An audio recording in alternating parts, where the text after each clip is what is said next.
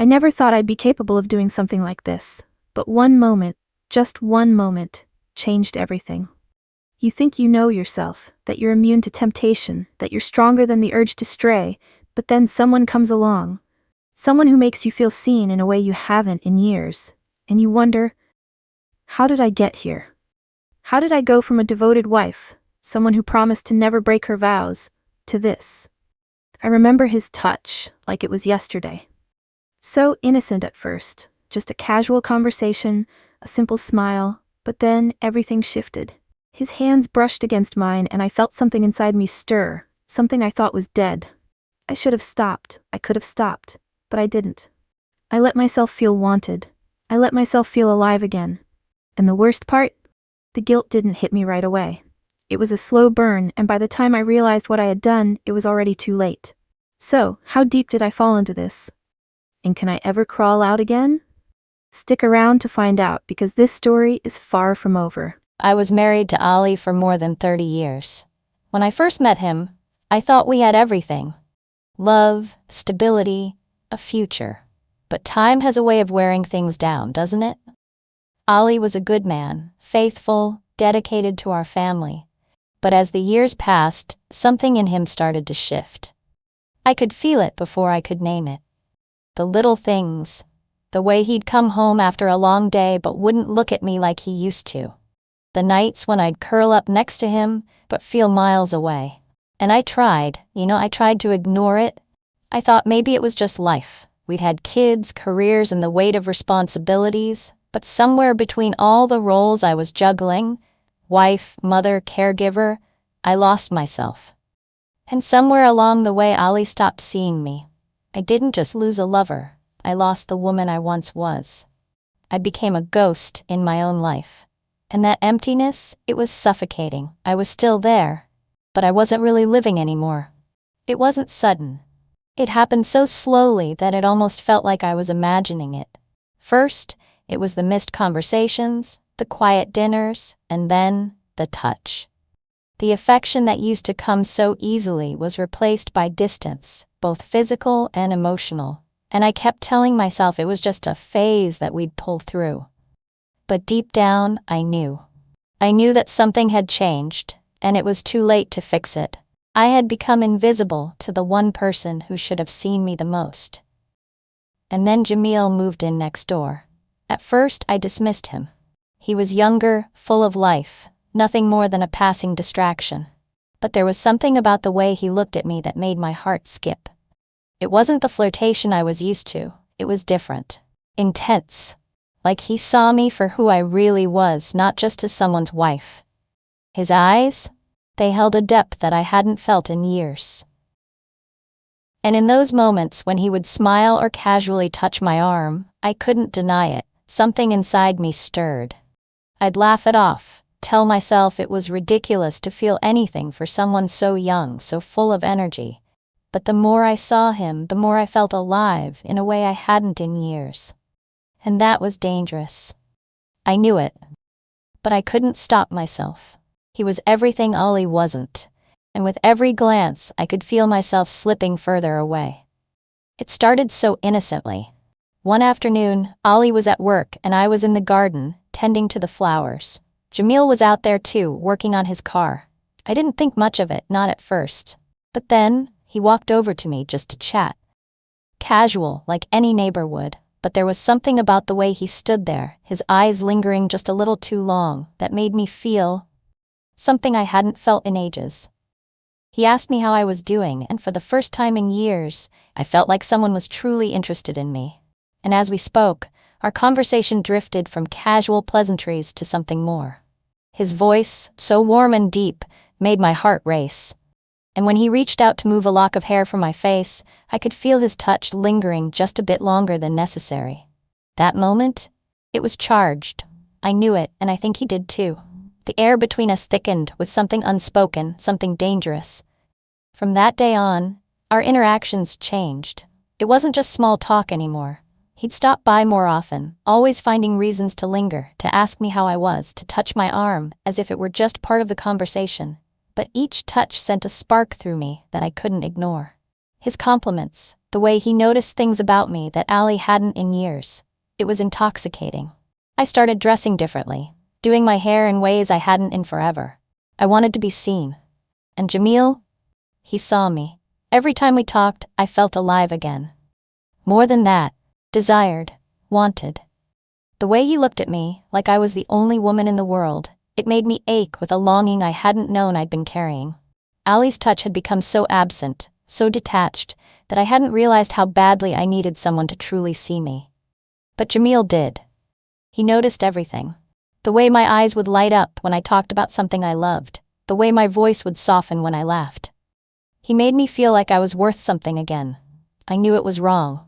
Every inch of me told me I was making a mistake. I kept telling myself I was just being silly, that I shouldn't let this go any further. But then, every time I saw him, every time he brushed against me, my resolve shattered a little more. I tried to fight it. I really did. But every moment with him felt like a reminder of everything I'd lost, everything I needed. I wasn't just craving his touch. I was craving the feeling of being wanted, and Jamil in his own quiet way gave that to me. It wasn't just physical, it was emotional, and for the first time in so long I felt alive. I told myself, just one more conversation, just one more touch, but deep down I knew I was walking a dangerous line, and the worst part, I couldn't stop myself. I didn't want to. Then it happened, that night, the one that changed everything.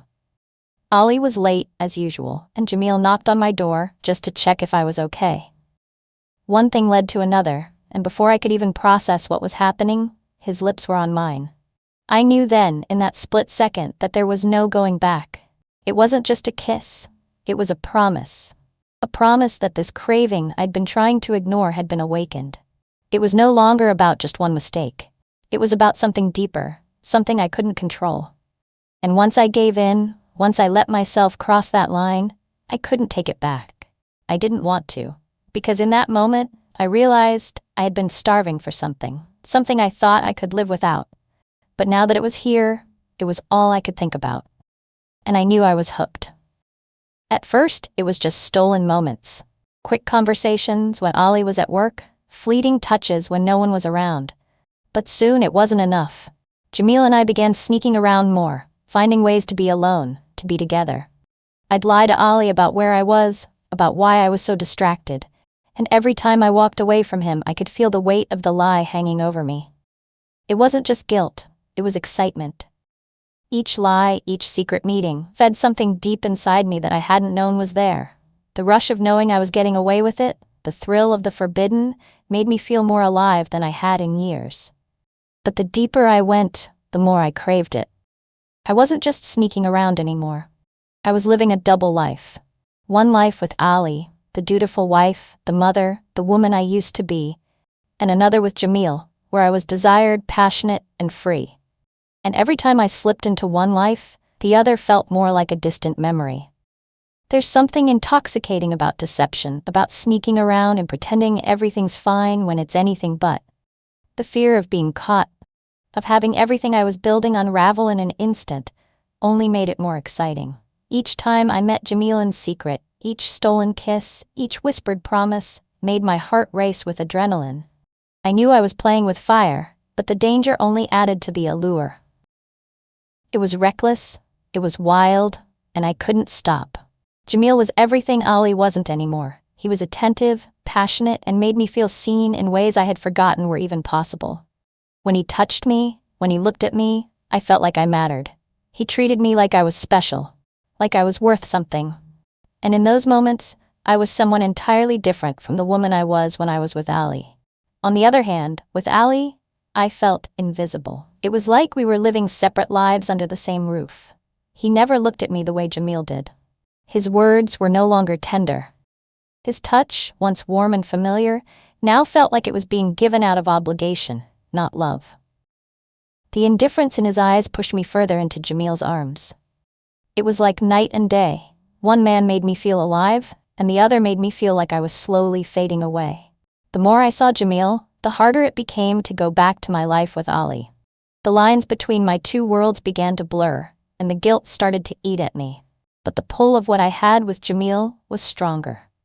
I was caught between two versions of myself, One that was a wife, a mother, a dutiful woman in a loveless marriage, and the other that was free, passionate, and full of desire. And with each passing day, it felt like I was living two completely separate lives, unable to reconcile the woman I was and the woman I wanted to be. I had crossed a line. But now the line wasn't just a line, it was a chasm between two worlds. And the deeper I went, the harder it became to turn back. It all happened in an instant. I never thought it would be like this. One evening, I was supposed to be at a late meeting with Jamil, but the moment I stepped into the house, I saw him, Ali, standing there in the doorway, looking at me with eyes that already knew everything. He didn't need to say a word. The truth was out. My heart pounded in my chest, but I couldn't breathe. My world was shattering in front of me, and there was no way to stop it. I tried to explain, tried to say anything to make him understand, but there was nothing I could say that would undo the damage. The moment he saw me, it was like all the air left the room. And there was no going back. Ali's face twisted in pain, his voice shaking with a mix of disbelief and anger. "How could you do this to me?" he asked, the words cutting deeper than I could have ever imagined. "I never thought it would come to this," I said, but it felt empty, hollow. He didn't care for the words anymore. He didn't want explanations. His eyes were burning with hurt. "You betrayed me. You betrayed us." His voice cracked as if he was breaking in front of me, and I felt something shift inside me. But the guilt I was supposed to feel wasn't there. Not for him. I had broken his heart, yes, but something inside me was different. I wasn't the person I had once been. I stood there, silent, because I knew that even if I said sorry, nothing would change. The damage was done. Ali would never look at me the same way again. As I stood there facing the consequences of my actions, I realized something. My guilt wasn't for Ali. I wasn't sorry for what I had done to him, not in the way I should have been. My guilt, if I could call it that, was for the family we had built, for the life we shared that now seemed like a distant memory. I wasn't just betraying Ali. I was betraying my children, my home, everything we had fought for. It wasn't about the affair anymore. It was about the wreckage it caused to everything that had ever mattered to me. My heart broke not because of what I had lost, but because of what I had destroyed in the process. The aftermath was inevitable. We didn't speak much after that night. The house was silent in a way it had never been before. Ali moved out, taking a few things with him, but it didn't feel real. My family, the life I had built, was now in pieces. I thought I had found freedom in Jamil, in living for myself again, but now I was left with nothing but the cold realization that it wasn't worth the cost. The affair became the elephant in the room, a shadow in every corner of my life. I couldn't escape it. My children noticed the tension. They knew something was wrong. Ali never came home. It was all falling apart. The moment they found out, I saw it in their eyes. Disappointment, confusion, anger. My children, my flesh and blood, suddenly became strangers. They didn't know how to look at me anymore. They didn't understand why I had done it. I tried to explain, but words fell flat, like they were just echoes in an empty room. They turned their backs on me, slowly, painfully. They didn't say it, but I saw it in the way they avoided me, the coldness that replaced the warmth I once felt when they called me Mom. I never imagined it would come to this, that my actions would cut so deep. But the silence between us was louder than any argument we'd ever had. I realized, too late, that what I had done wasn't just betrayal of my husband. It was betrayal of them, of the family we once were. Ali didn't hesitate for a second. He filed for divorce, not out of some grand, dramatic gesture, but with a cold, detached certainty. He didn't ask for anything from me. No custody battles, no fights over property, just one thing. He wanted me out. No questions. No second chances. And I, for all my pride and my mistakes, couldn't blame him. The bitterness of it all hit me harder than I ever expected. I thought I would feel relief, that walking away from the life I knew would feel like freedom, but it didn't. It felt like losing everything, all over again. It felt like drowning in a sea of regret. Now in the silence of my new life, I have time to think. Time to reflect on everything I've lost. My marriage, my family, my home, everything I once had, everything I thought was stable and secure, is now shattered. But as much as the loss stings, as much as the weight of the consequences presses down on me, I can't deny something.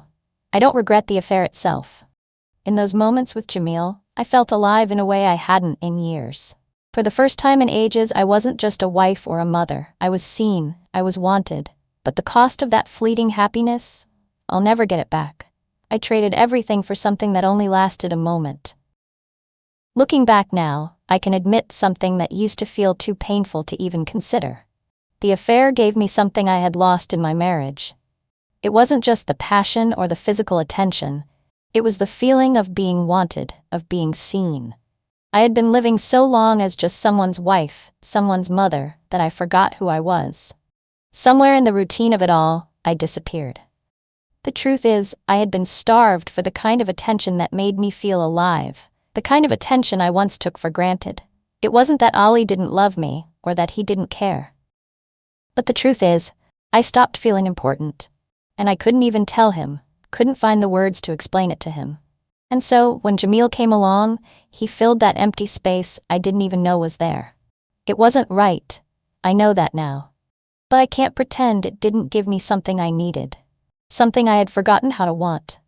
I guess, if you've ever felt like I did, trapped in your own life, suffocated by roles that don't let you breathe, you'll understand why I made the choices I did. It's easy to judge from the outside, but the reality is more complex. Sometimes we don't even know what we're searching for until we find it, even if it's in the most unexpected, even destructive ways. We make choices because we're seeking something we can't quite articulate, something that fills the hole inside. Maybe you've felt it too, like you're losing yourself to the demands of others, to the weight of expectations. This story, it's not just about infidelity. It's about trying to reclaim yourself when you've been lost for so long. If you've ever been in a situation like mine, or if any part of my story resonates with you, don't forget to like, share, and subscribe. Maybe we don't always make the right choices, but sometimes the biggest regret isn't the betrayal itself. It's not allowing yourself to feel alive, to be seen for who you really are. Maybe it's time to ask yourself, what are you missing?